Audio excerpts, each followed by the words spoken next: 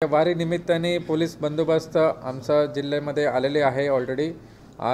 DG office IG ऑफिसकडून total 4500चा total अंमलदार, नंतर 4000 होमगार्ड हे तैनात झालेले आहे। 3 ॲडिशनल SP, 20 DYSP आणि 70 PI आणि 200 असं API PSIचा अधिकारीचा टोटल बंदोबस्तमध्ये रिपोर्टिंग झालेले आहे। आम्ही एक सॉफ्टवेअर वापर करून सगळ्यांना ड्यूटी कुठं आहे पॉईंट ते सगळं मॅपमध्ये त्यांना सोयीस्कर होईल असं सगळं केलेले आहे। त्यांना कोणचं पॉईंट दिलेले आहे, त्यांचं प्रत्येक पॉईंटला काय सूचना असतील, वेगवेगळ्या पॉईंटला वेगवेगळ्या सूचना असतात, ते देखील झालेले आहे। आज सकाळी नातेपुते आणि अकलूजला हे दोन्ही पालखी मार्गामध्ये रिपोर्टिंग झालेले आहे।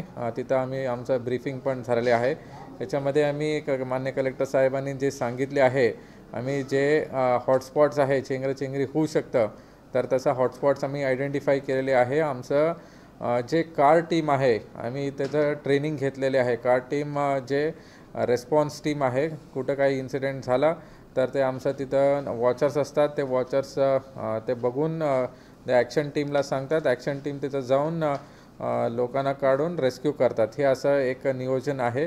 त्याच्यामध्ये आम्ही खास करून नामदेव पायरी जवळ होल्ड अँड रिलीज करतो। ह्या वर्षी तिथं आणखी जास्त बंदोबस्त दिलेले आहे। 5 SRPF कंपनी आम्हाला देण्यात आलेले आहे।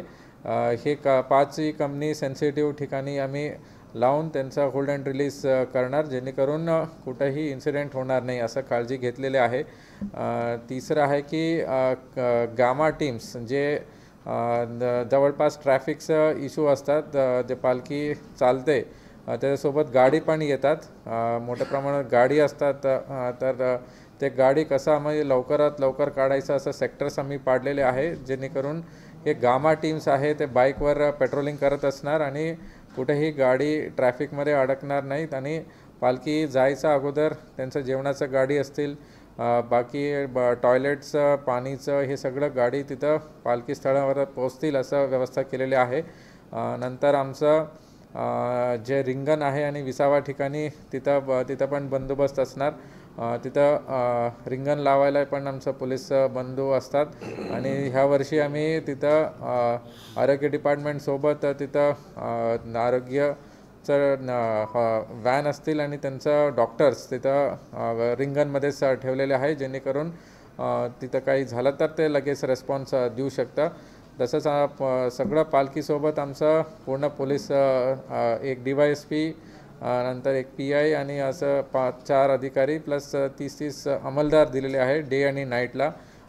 ते पालखीसोबतच चालतील आणि त्यांचं सुरक्षा आणि बाकी नियंत्रण ठेवतील। रात्री कुठं मुक्काम करणार आहे पालखी तिथं पण आम्ही वेगळं बंदोबस्त दिलेलं आहे, जेणेकरून जे सकाळचं ड्युटीवाला रेस्ट घेतील आणि रात्री दुसरे टीम येऊन त्यांचं सुरक्षाचं ते बघून घेतील। तिथं आम्ही प्रत्येक गावामध्ये ग्रामसुरक्षा यंत्रणा असतील, तिथं व्हॉलंटियर्स आहे आणि तिथं कुठं पालखी थांबणार आहे तिथं रांग लावणे, व्यवस्थित सगळं लोकांचं दर्शन होणे, हे सगळं नियंत्रण देखील सगळं केलेले आहे।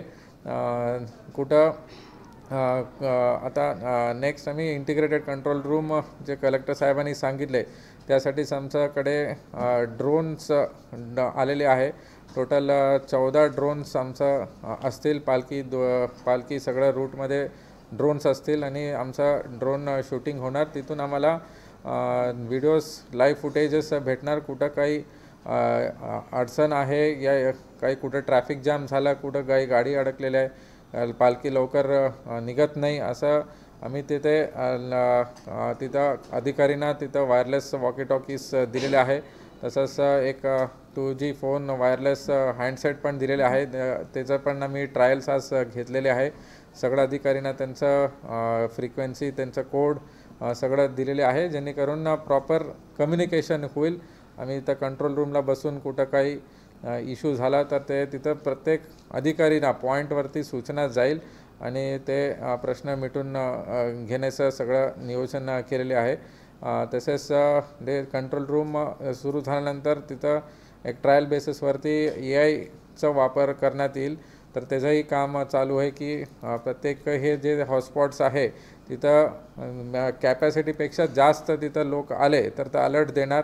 तिथंही आम्ही कार्ट टीम दिलेली आहे, जेणेकरून परत आम्ही होल्ड करून नंतर पब्लिकला तिथं रिलीज करणार आहे. तसंच ते ट्रॉमा सेंटर्स पण त्याच्यासोबत जोडलेले आहे आणि होडी त्यांच्यावरती पण आम्ही तिथं पोलीस वाळवंटामध्ये पण असणार.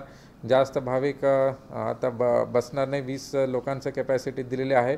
तसेच लाईफ जॅकेट आहे तिथं आम्ही हे करणार. हे सगळं व्यवस्थित ब्रीफिंग करून व्यवस्थित सगळ्यांकडून फीडबॅक घेऊन हे वारीचं व्यवस्थित नियोजन करण्याचं सगळं तजवीज ठेवलेलं आहे.